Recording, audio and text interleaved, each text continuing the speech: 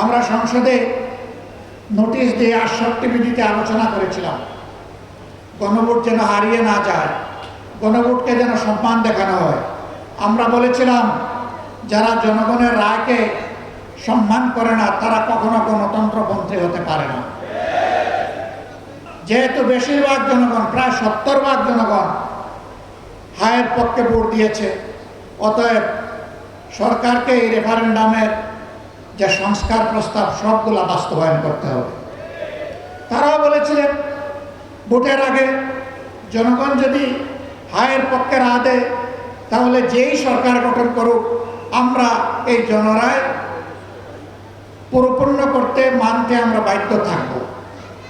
এখনো আহ্বান জানাই, সময় আছে, ফিরে আসেন, রেফারেন্ডাম মেনে নিন, মানুষের রায়ের প্রতি সম্মান দেখান। ইতিমধ্যে সরকার অনেক অঘটন ঘটিয়ে ফেলেছে।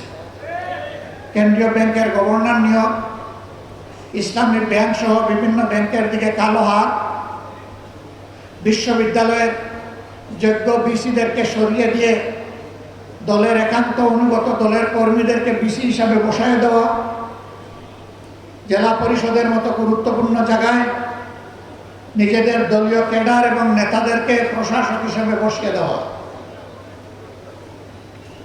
এইভাবে একটা দলীয় শাসন, একদলীয় শাসন বাংলাদেশে কায়েম করার চেষ্টা করা হচ্ছে। ইতিহাস ভুলে গেলে হবে না। শেখ মুজিবুর রহমান সাহেব একদলীয় বাকশাল কায়েম করেছিলেন না, অর্ধ বছরও ক্ষমতায় থাকতে পারেননি এরপরে।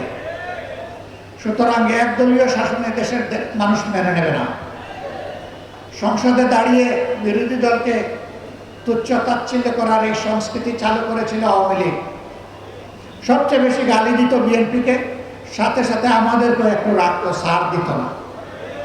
এখন বিএনপিও ওই পুরানো আওয়ামী লীগ যা বলতো সেই পুরানো আমলের কথাগুলো এখন তারাও জপা শুরু করেছে। যে কথাগুলো জপতে জপতে আওয়ামী লীগ গিয়ে পড়ছে দিল্লিতে, আপনারা সেই কথাগুলো জপতে জপতে কোথায় গিয়ে পড়বে? একটা বড় বাজেট দেওয়া হয়েছে, অসুবিধা নাই। বাজেট দেওয়ার দায়িত্ব সরকারের, বাস্তবায়ন করার দায়িত্ব সরকারের। শুধু এতটুকু বলবো, গত 15.5 বছর এই বাজেট থেকে যেভাবে আওয়ামী লীগ আর তার দূষররা 29 লক্ষ কোটি টাকা চুরি করে নিয়ে গিয়েছিল, সেই পথে আপনারা হাঁটবেন না। তবে কিভাবে আস্থা রাখবো? কারণ সরকার গঠন করার আগে এবং পরে আপনারা তো চাঁদাবাজদের হাত আপনারা আটকাইতে পারেন নাই। একটা চাঁদাবাজকেও আপনারা শাস্তির আওতায় আনেন নাই। ঘুষ দুর্নীতি বন্ধ করেন নাই, বরঞ্চ তার মিটার আগের থেকে বেড়ে গেছে। যদি এই অবস্থা জারি থাকে তাহলে জনগণ জনগণের জায়গায় তার ভাগ্য নিয়ে কুমড়ি খাবে। আর কিছু দলকানা কিছু মানুষ এবং কিছু গোষ্ঠীর হয়তো ভাগ্যের পরিবর্তন হবে। দলের নেতা হয়ে বলা হবে আমরা দুর্নীতির টুটি চেপে ধরব, আর ঘরে ঘরে চাঁদাবাজদেরকে লেলিয়ে দিবেন। শত বাধা উপেক্ষা করে আমরা অসৎ নেতৃত্বের পরিবর্তন ইনশাআল্লাহ বাংলাদেশে করব। সৎ নেতৃত্ব কায়েম করব। নেতাদের কপাল বড় করার জন্য নয়, গড়ার জন্য নয়, বরঞ্চ জনগণকে তার অধিকার ফিরিয়ে দেওয়ার জন্য। এই নারায়ণগঞ্জ মহানগরীতে আমরা দাবি করি অনতিবিলম্বে অনির্বাচিত প্রশাসক সরিয়ে দিয়ে এখানে নির্বাচন দেওয়া হোক। আগামী নির্বাচনে ইনশাআল্লাহ জনগণের দল বাংলাদেশ জামাতে ইসলামী এখানে ক্যান্ডিডেট দেবে। আপনারা কি চান? এরকমই একটা মানুষ উপহার দিয়ে যাচ্ছে।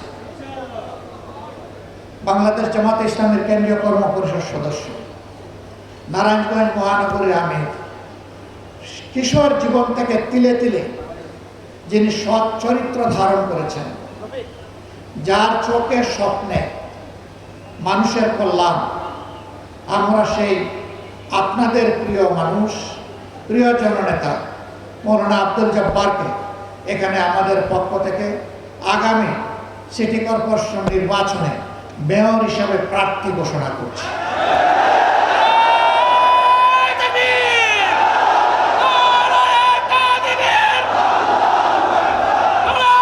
সংগ্রামী সহকর্মীবৃন্দ, অনেক দল প্রার্থী ঘোষণা করেছে, আরো অনেকে করবে। আমরা সবাইকে সাধুবাদ জানাই।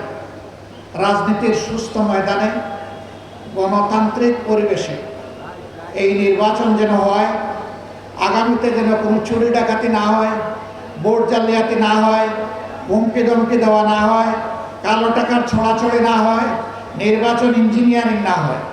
সুষ্ঠু নির্বাচন হলে আমরা বিশ্বাস করি নারায়ণগঞ্জবাসী একজন সৎ, দক্ষ, যোগ্য, পদাবিরু মানুষকে ইনশাল্লাহ তাদের নেতা হিসেবে নির্বাচিত করবে। সেই সাথে আমরা ঘোষণা দিচ্ছি 27টি ওয়ার্ডের প্রত্যেকটি ওয়ার্ডে ইনশাল্লাহ আমরা জনগণের সেই আকাঙ্ক্ষা পূরণ করতে পারে সেই রকম যোগ্য মানুষও আমরা ইনশাল্লাহ জনগণকে উপহার দেব।